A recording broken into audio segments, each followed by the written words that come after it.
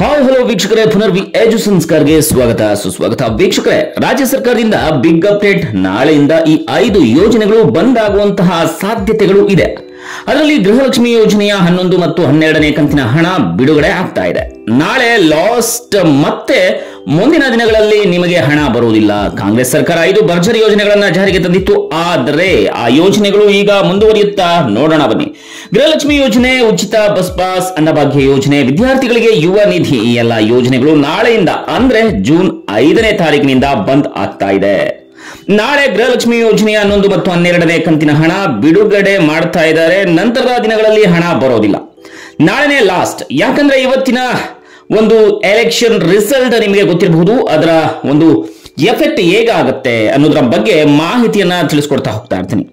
ಇದು ರಾಜ್ಯ ಸರ್ಕಾರದಿಂದ ಬಂದಿರುವಂತಹ ನ್ಯೂ ಅಪ್ಡೇಟ್ ಆಗಿರುವಂತದ್ದು. ಈಗಾಗಲೇ ಚುನಾವಣಾ ಫಲಿತಾಂಶ ಬರ್ತಾ ಇದೆ. ಕೇಂದ್ರದಲ್ಲಿ ಯಾರು ಅಧಿಕಾರಕ್ಕೆ ಬರ್ತಾರೆ ಅಂತ ತಿಳಿಯುತ್ತೆ. ಗೃಹಲಕ್ಷ್ಮಿ 11ನೇ ಕಂತಿನ ಹಣ ಸ್ವಲ್ಪ ಜನರಿಗೆ ಬಂದಿಲ್ಲ. ಅವರು 11ನೇ ಕಂತಿನ ಹಣಕ್ಕಾಗಿ ವೇಟ್ ಮಾಡ್ತಾ ಇದ್ರು ಕೂಡ. ಹಾಗೆಯೇ ಕೆಲವರಿಗೆ 12ನೇ ಕಂತಿನ ಹಣ ಕೂಡ ಬಂದಿಲ್ಲ. ಇವರಿಗೆಲ್ಲ ಗುಡ್ ನ್ಯೂಸ್ ಏನಪ್ಪಾ ಅಂತಂದ್ರೆ, ನಾಳೆ ಎಲ್ರಿಗೂ ಕೂಡ 11 ಮತ್ತು 12ನೇ ಕಂತಿನ ಹಣ ಪೆಂಡಿಂಗ್ ಇರುವಂತಹ ಎಲ್ಲಾ ಹಣವನ್ನ ಬಿಡುಗಡೆ ಮಾಡ್ತಾ ಇದ್ರೆ.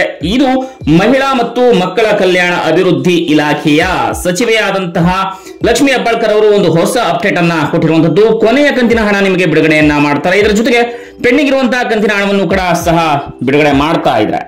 ಹಾಗಿದ್ರೆ ಇಂಪಾರ್ಟೆಂಟ್ ವಿಷಯ ಏನಪ್ಪಾ ಅಂತಂದ್ರೆ, ನಾಳೆ ಒಂದೇ ದಿನ ಮುಂದಿನ ದಿನಗಳಲ್ಲಿ ಹಣ ಬರಲ್ವಾ ಎಂಬ ಗೊಂದಲಗಳು ತುಂಬಾ ಇವೆ. ಇದು ಇವತ್ತಿನ ಫಲಿತಾಂಶದ ಮೇಲೆ ನಿರ್ಧಾರವಾಗುವಂತದ್ದು. ಏನಾದ್ರೂ ಕಾಂಗ್ರೆಸ್ ಸರ್ಕಾರ ಸೋತ್ರೆ ಈ 5 ಗ್ಯಾರಂಟಿ ಯೋಜನೆಗಳು ನಿಲ್ತಾವಾ, ಗೃಹಲಕ್ಷ್ಮಿ ಹಣ ಬರಲ್ವಾ, ಈ ರೀತಿಯಾದಂತಹ ಗೊಂದಲಗಳು ಇದೆ.